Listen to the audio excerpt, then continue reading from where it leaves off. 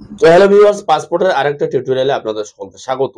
যারা পাসপোর্টে অ্যাপ্লিকেশন করেছেন এবং তাদেরকে পিএসকে তে যেতে হয়, সমস্ত অরিজিনাল ডকুমেন্টস এবং জেরক্স ডকুমেন্টস নিয়ে সেখানে উপস্থিত হতে হয়।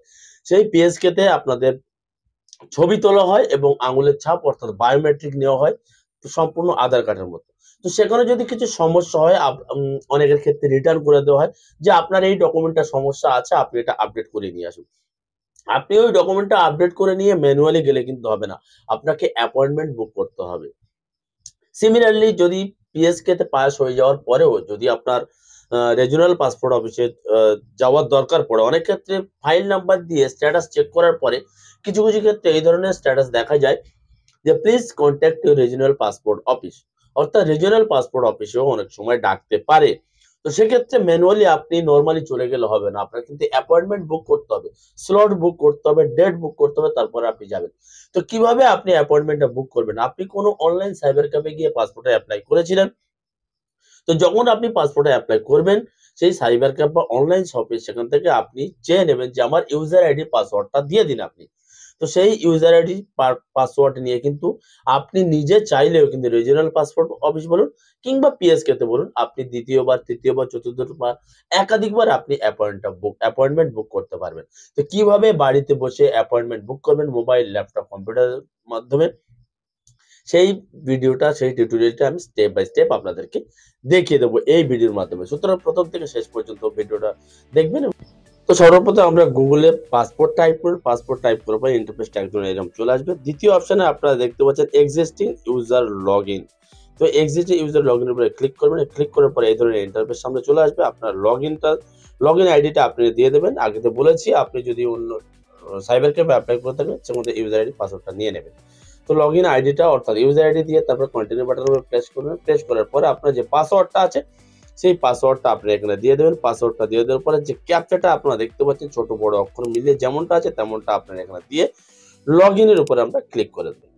তো লগইনের উপরে ক্লিক করে দেওয়ার পরে ইন্টারফেসটা এই ধরনের সামনে চলে আসবে। উপরে আপনারা দেখতে পাচ্ছেন view saved and submit application, এর উপরে ক্লিক করবে। ক্লিক করার পরে ওই ইউজার আইডি দিয়ে যে কটা পাসপোর্ট অ্যাপ্লিকেশন করা আছে সেটা আপনারা দেখে নেবেন। আপনার যেটা হবে দেখতে হচ্ছে পেমেন্ট স্ট্যাটাস উপরেরটা, তো এইটা আমি নিয়ে নেব এবং এআরএন নাম্বারের পাশে যে সিলেক্ট যে একটা চেক বক্স আছে এই বক্সে ক্লিক করে দেবেন। ক্লিক করে দেওয়ার পরে নিচে যে পে অ্যান্ড অ্যাপয়েন্টমেন্ট এর উপরে ক্লিক করে দেবেন। আবার পে অ্যান্ড শিডিউল অ্যাপয়েন্টমেন্ট এর উপরে আপনি ক্লিক করে দেবেন। ক্লিক করে দেওয়ার পরে এখানে দেখতে পাচ্ছেন একটা লেখা আছে you have not taken a appointment. এখানে এআরএন নাম্বার থাকবে, নাম, ডেট অফ বার্থ থাকবে। নেক্সট বাটনের উপরে আপনারা ক্লিক করে দেবেন। ক্লিক করে দেওয়ার পরে এখানে রিজিওনাল পাসপোর্ট সহ সমস্ত পিএসকে এর ডেটা কিন্তু এখানে আপনারা পেয়ে যাবেন এবং কোন কোন ডেটে আছে অ্যাপয়েন্টমেন্ট সেটাও আপনারা দেখে নেবেন। তো এখানে সিলেক্ট করে আপনাদের পিএসকে বা রিজিওনাল পাসপোর্ট অফিস যেটা থাকবে সেটা আপনি এখানে নিয়ে নেবেন। তো আমার ক্ষেত্রে পিএসকে আছে, তো পিএসকে টা নিয়ে নিলাম এবং লোকাল অ্যাড্রেসও এখানে কিন্তু ডিসপ্লে হয়েছে, আপনারা দেখতে পাচ্ছেন। তারপর চেক এবং সিকিউরিটি কোডটা আপনারা এখানে দিয়ে দেবেন। দিয়ে দেওয়ার পর নেক্সট বাটনের উপরে ক্লিক করে দেবেন। নেক্সট বাটনের উপরে ক্লিক করে দেওয়ার পরে এখানে দেখতে পাচ্ছেন নাম সমস্ত ডিটেলস চলে এসেছে এবং আর্লি অ্যাপয়েন্টমেন্ট অ্যাভেলেবেল। সব থেকে ফার্স্ট যে অ্যাপয়েন্টমেন্ট ডেট আছে সেটা কিন্তু এখানে আপনাদের দেখিয়ে দেবে যে সব থেকে ফার্স্ট অ্যাপয়েন্টমেন্ট কি আছে। যদি আপনি অন্য অ্যাপয়েন্টমেন্ট নিতে চান, ক্যালেন্ডারে ক্লিক করার পরে যে কটা গ্রিন চিহ্ন দেখতে পাচ্ছেন এই কটা খালি আছে, এর মধ্যে আপনাকে কিন্তু চুজ করতে হবে। এই যে ডেট কটা আছে এর মধ্যে চুজ করতে হবে। তো আমি এর মধ্যে একটা চুজ করে নেব, আমি 8 তারিখটা চুজ করব। এবারে বুক অ্যাপয়েন্টমেন্ট অপশনের উপর আমাদেরকে ক্লিক করে দিতে হবে। দেখতে পাচ্ছেন অ্যাপয়েন্টমেন্ট কনফার্মেশন, এখানে আপনারা দেখতে পাচ্ছেন সমস্ত ওই ক্যান্ডিডেট ডিটেলসটা চলে আসবে এবং অ্যাপয়েন্টমেন্ট নাম্বারও চলে আসবে এবং এসএমএসও কিন্তু এই রেজিস্টার মোবাইলে কিন্তু পাঠিয়ে দেওয়া হবে। প্রিন্ট অ্যাপ্লিকেশন আপনারা ক্লিক করে দেবেন। ক্লিক করে স্ক্রল ডাউন করে নিচে চলে আসবেন। প্রিন্ট অ্যাপ্লিকেশন রিসিপ্টটা আপনারা ডাউনলোড করে নেবেন। তোমার প্রিন্ট অ্যাপ্লিকেশন ডাউনলোড হয়ে গেছে, আপনারা দেখতে পাচ্ছেন। এটাকে নিয়ে কিন্তু আমাদের চলে যেতে হবে পিএসকে তে, কিংবা আপনি যদি রিজিওনাল পাসপোর্ট অফিস যায় সেখান থেকে আপনারা নিয়ে নেবেন। এটা আপনাদেরকে প্রিন্ট করিয়ে নিতে হবে, কালার প্রিন্ট করতে হবে। ভালো করে খেয়াল রাখুন, এটা কিন্তু কালার প্রিন্ট করতে হবে এবং এর পেজ কিন্তু 4টে আছে, আপনারা জাস্ট ফ্রন্ট পেজটা নিয়ে গেলে হবে। মানে এই যে পেজটা আপনারা দেখতে পাচ্ছেন এই পেজটা নিয়ে গেলে কিন্তু আপনার হয়ে যাবে।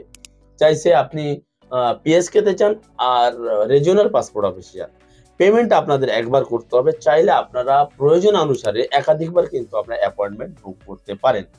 তো এইভাবে মোবাইল, ল্যাপটপ, কম্পিউটারের মাধ্যমে আপনারা ইজিলি কিন্তু নিজেদের অ্যাপয়েন্টমেন্টটা আপনারা বুক করতে পারেন। এর জন্য বারবার সাইবার ক্যাফে কিংবা যেখান থেকে অ্যাপ্লিকেশন করছে সেখানে যাওয়ার আপনাদের দরকার নেই।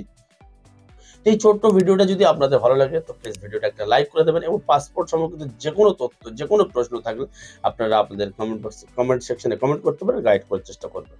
তো এই ধরনের লেটেস্ট টেকনিক ভিডিও দিতে আমাদের চ্যানেলটা প্লিজ সাবস্ক্রাইব করে পাশে থেকে বেল বাটন অন করে রাখবেন। দেখা হচ্ছে পরের ভিডিওতে। ভালো থাকবেন, সুস্থ থাকবেন। ধন্যবাদ।